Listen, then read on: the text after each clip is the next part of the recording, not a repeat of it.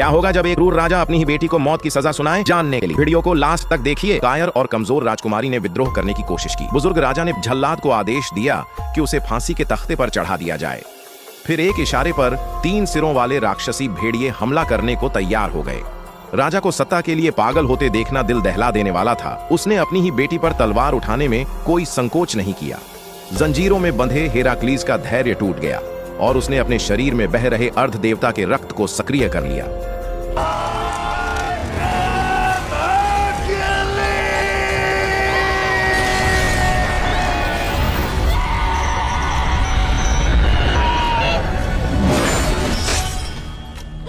राजा ने तुरंत आदेश दिया कि राक्षसी भेड़ियों को मुक्त कर दिया जाए। इसके बाद प्रसिद्ध योद्धा फर्न्यूकस ने तमाशा देखने की मुद्रा अपनाई। कोई और चारा न देखकर हेराक्लीज ने सीधे आमना सामना किया और राजकुमारी को बचाने के लिए तैयार हो गया।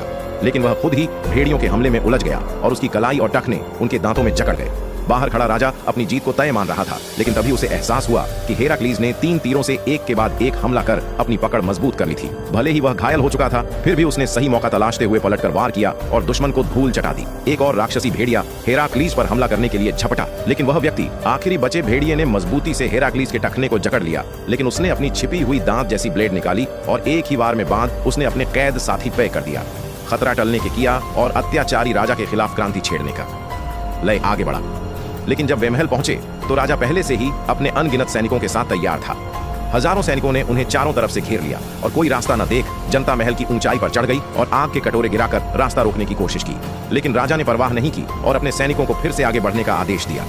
स्थिति गंभीर थी, लेकिन तभी एक अनुभवी योद्धा ने सुझाव दिया कि तेल से भरे दीपों को जलती हुई सीढ़ियों पर फेंक दिया जाए। आग तेजी से फैली और अनगिनत सैनिकों को भस्म कर दिया।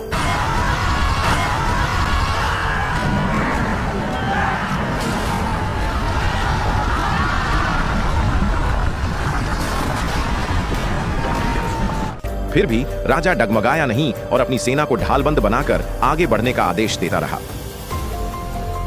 राजा की निरंतर चालों को देखकर हेराक्लीज के मन में एक नई योजना आई। उसने अपने दोनों हाथों से एक विशाल मूर्ति उठाई, जमीन पर जोर से पैर मारा और समर्थन करने वाले खंभों को गिरा दिया।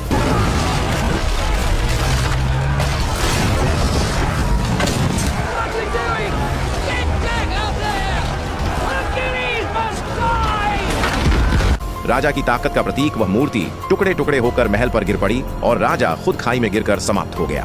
जब धूल छोटी तो हेराक्लीज मलबे से बाहर निकला।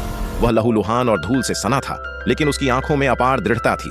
उसने एक बार फिर साबित कर दिया कि चाहे दुश्मन कितना भी शक्तिशाली क्यों न हो, यदि मन में सच्चाई और न्याय की लौ जल रही हो तो कोई भी बाधा आगे बढ़ने से नहीं रोक सकती।